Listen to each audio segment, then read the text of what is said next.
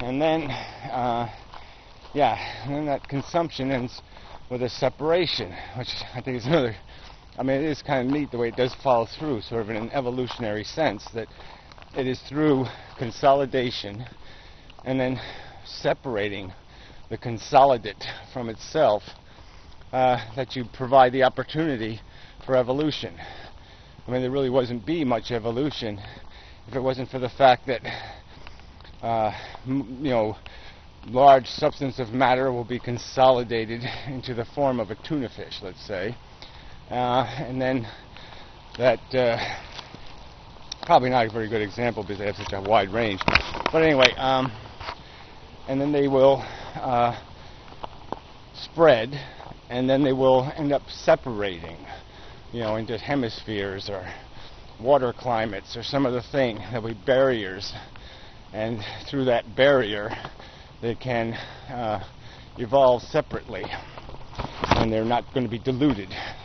Change won't be destroyed by dilution with the consolidate, the whole. And that sort of happened with empires, nations. They, took over consolidated territory, and then those territories slowly created their own independence and their own evolution. And they what did I put down here? Reconfiguration. Yeah, they reconfigured, and that's it also happens in the biology. So you can find lots of parallels for this concept of consolidation, reconfiguration, separation. But anyway, the point is intelligence. Okay, so through this process of evolution, these attributes are bestowed, and let me get into this idea of what else, what have we added? Okay, we have mechanical parts, hands, legs, organs, and then we got this brain thing, the central nervous system, and it does basically two things. It feels and then it thinks, and you might combine those two together to come up with a third thing, which you could call emote. So you could say that it has accrued senses, sense organs to feel the universe. That then it has an interpreting machinery and intelligence, and then that intelligence feeds back and onto the sense organs backwards. It gets to the senses backwards and creates what we might call emotions, like guilt and desire, fear, terror, horror, revulsion, attraction. Anyway, and we have this word, consciousness. Well, it's not really very descriptive. It's not very useful as a word, is it? Because some people exclusively sort of say, well, only humans are conscious.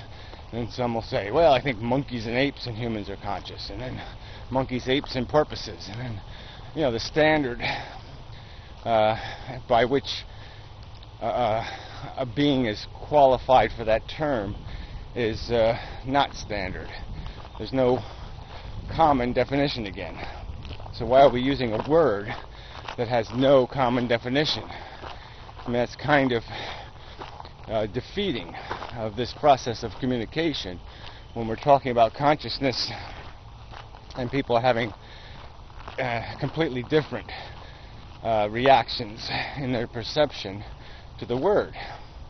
Because I guess there would certainly be plenty of people who think only humans have God-bestowed consciousness, and whatever the animals are doing, well, it's some sort of cruder process. I would argue that it's only crude in the amount of intelligence that it is mechanically capable of storing, that its emotional life and its sentient, sensual life is just as rich as ours, perhaps more rich, kind of like the blind man with exceptional hearing argument. I would argue that we've lost a lot of our senses, a lot of our the intensity of our senses have been sacrificed to do our ABCs. You know, that we have lost something to be given something, and I don't know what is the right trade-off. I guess in the right environment, ignorance is bliss. I mean, if you don't have responsibilities to fulfill, it might be better to be ignorant and extremely sensual than vice versa. To be highly intelligent but incapable of achieving states of sensual being that are rich, elaborate, intense, and I guess that's an intensity word. Not too dull. So that would be an intensity term. So anyway, you can go on forever with this one. So I probably will make 10 or 12 parts on this whole subject of language and how we use these words and these concepts, and how, unfortunately, we're stuck with a primitive language written by people in a world very different from this one, much more unenlightened to factual reality. And there's lots of liabilities in using that old, broken language. So, till next time.